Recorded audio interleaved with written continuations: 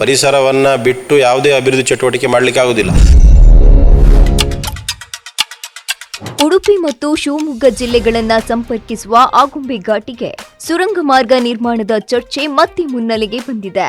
ಮಳೆಗಾಲದಲ್ಲಿ ಭೂಕುಸಿತ, ದಟ್ಟ ಮಂಜು ಹಾಗೂ ಸಂಚಾರ ಅಡಚಣೆಯಿಂದಾಗಿ ಈ ಮಾರ್ಗದಲ್ಲಿ ವಾಹನ ಸವಾರರು ಸಾಕಷ್ಟು ಸಮಸ್ಯೆಗಳನ್ನ ಎದುರಿಸುತ್ತಿದ್ದಾರೆ. ಈ ಹಿನ್ನೆಲೆಯಲ್ಲಿ ಸುರಂಗ ಮಾರ್ಗಕ್ಕೆ ಒತ್ತಾಯ ಕೇಳಿಬರುತ್ತಿದ್ದರೆ, ಮತ್ತೊಂದೆಡೆ ಪಶ್ಚಿಮ ಘಟ್ಟದ ಸೂಕ್ಷ್ಮ ಪರಿಸರ ವ್ಯವಸ್ಥೆಗೆ ಧಕ್ಕೆಯಾಗುವ ಆತಂಕವನ್ನ ಪರಿಸರ ತಜ್ಞರು ವ್ಯಕ್ತಪಡಿಸಿದ್ದಾರೆ. ಹಾಗಾದ್ರೆ ಈ ಯೋಜನೆಯ ಅಗತ್ಯವೇನು? ಇದರ ಪರ ವಿರೋಧದ ವಾದಗಳೇನು? ಈ ಕುರಿತಾದ ವಿಶೇಷ ವರದಿ ಇಲ್ಲಿದೆ.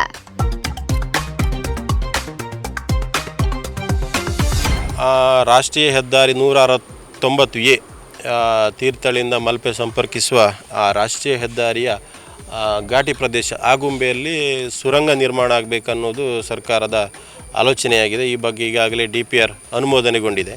ಆದರೆ ಬಹುತೇಕರ ಅಭಿಪ್ರಾಯಗಳು, ಪರ ವಿರೋಧ ಚರ್ಚೆಗಳು ಸಮಾಜದಲ್ಲಿ ನಡೀತಾ ಇದೆ.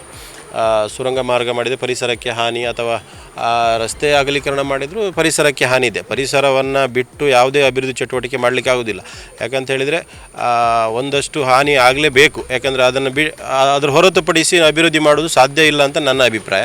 ಆದ್ದರಿಂದ ಕಡಿಮೆ ನಷ್ಟ ಪರಿಸರ ನಷ್ಟ ಆಗುವ ಯಾವುದರ ಯೋಜನೆಯನ್ನು ಶೀಘ್ರದಲ್ಲಿ ಅನುಮೋದನೆಗೊಳಿಸಿ ಈ ಭಾಗದಲ್ಲಿ ಈಗ ರಸ್ತೆ ಸಂಚಾರಕ್ಕೆ ಒಂದು ಉತ್ತಮ ರಸ್ತೆಯನ್ನು ವ್ಯವಸ್ಥೆ ಮಾಡಿಕೊಡಬೇಕು.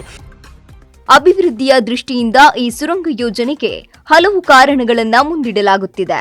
ಉಡುಪಿ, ತೀರ್ಥಹಳ್ಳಿ, ಶಿವಮೊಗ್ಗ ನಡುವಿನ ಪ್ರಯಾಣದ ಸಮಯವನ್ನ ಕಡಿಮೆ ಮಾಡುವುದರ ಜೊತೆಗೆ ಮಳೆಗಾಲದಲ್ಲಿ ಆಗುಂಬೆ ಘಾಟಿಯಲ್ಲಿ ಉಂಟಾಗುವ ಸಂಚಾರ ಅಡಚಣೆಗೆ ಶಾಶ್ವತ ಪರಿಹಾರ ಸಿಗಬಹುದು ಎನ್ನಲಾಗುತ್ತಿದೆ.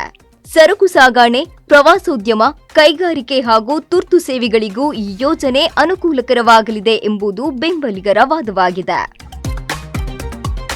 ಎಲ್ಲ ರೀತಿಯ ವಾಹನಗಳು ನಮ್ಮ ಈ 196A ರಾಷ್ಟ್ರೀಯ ಹೆದ್ದಾರಿಯಲ್ಲಿ ಸಂಚರಿಸುವಂತಾಗಬೇಕು. ಯಾಕಂತ ಹೇಳಿದರೆ ಮಳೆಗಾಲದಲ್ಲಿ ಈಗ ಘಾಟಿ ಬಂದಿರುವುದು, ಘನ ವಾಹನಗಳಿಗೆ ಸಂಚರಿಸಲಿಕ್ಕೆ ಅವಕಾಶ ಇಲ್ಲ. ಈ ರೀತಿಯ ಪ್ರತಿ ವರ್ಷಗಳು ಈ ರೀತಿ ನಡೀತಿರೋದ್ರಿಂದ ಈ ಸಾರ್ವಜನಿಕರಿಗೆ ಇದರ ತುಂಬ ತೊಂದರೆಗಳಾಗ್ತಾ ಇವೆ. ಎರಡೂ ಮೇಲೆ ಘಟ್ಟದ ಪ್ರದೇಶದವರಿಗಿರ್ಬೋದು, ಕರಾವಳಿ ಪ್ರದೇಶದವರಿಗಿರ್ಬೋದು ಭಾಳಷ್ಟು ಅನಾನುಕೂಲತೆ ಆಗ್ತಾ ಇದೆ. ಆದ್ದರಿಂದ ಇದಕ್ಕೊಂದು ಶಾಶ್ವತ ಯೋಜನೆಯನ್ನು ಜಾರಿಗೊಳಿಸಿ ನಮ್ಮೆಲ್ಲರ ಈ ರಸ್ತೆ ಸಂಪರ್ಕ ಸಮಸ್ಯೆಯನ್ನು ಸುಗಮಗೊಳಿಸಬೇಕಾಗಿ ನಾವು ಸರ್ಕಾರದಲ್ಲಿ ವಿನಂತಿ ಮಾಡುತ್ತೇವೆ. ಆದರೆ ಈ ಯೋಜನೆಗೆ ವಿರೋಧವೂ ಅಷ್ಟೇ ಬಲವಾಗಿದೆ. ಪಶ್ಚಿಮ ಘಟ್ಟದ ಅತ್ಯಂತ ಸೂಕ್ಷ್ಮ ಪರಿಸರ ವಲಯದಲ್ಲಿ ಸುರಂಗ ನಿರ್ಮಾಣದಿಂದ ಅರಣ್ಯ, ಭೂಗರ್ಭ ಜಲಮಟ್ಟ ಹಾಗೂ ಅಪರೂಪದ ಜೀವಿಗಳ ವಾಸಸ್ಥಾನಕ್ಕೆ ಧಕ್ಕೆಯಾಗುವ ಸಾಧ್ಯತೆ ಇದೆ ಎಂದು ಪರಿಸರ ತಜ್ಞರು ಎಚ್ಚರಿಸುತ್ತಿದ್ದಾರೆ. ಸದ್ಯ ಆಗುಂಬೆ ಸುರಂಗ ಯೋಜನೆ DPR ಹಾಗೂ ಭೂವೈಜ್ಞಾನಿಕ ಅಧ್ಯಯನದ ಹಂತದಲ್ಲಿದ್ದು, ಕೇಂದ್ರ ಸರ್ಕಾರ ಈಗಾಗಲೇ ಸಾಧ್ಯತಾ ವರದಿ ಸಿದ್ಧಪಡಿಸಲು ಅನುಮೋದನೆ ನೀಡಿದೆ. ಅಭಿವೃದ್ಧಿ ಮತ್ತು ಪರಿಸರ ಸಂರಕ್ಷಣೆಯ ನಡುವಿನ ಸಮತೋಲನವನ್ನ ಈ ಯೋಜನೆ ಹೇಗೆ ಸಾಧಿಸುತ್ತದೆ ಎಂಬುದರತ್ತ ಈಗ ಎಲ್ಲರ ಚಿತ್ತ ನೆಟ್ಟಿದೆ.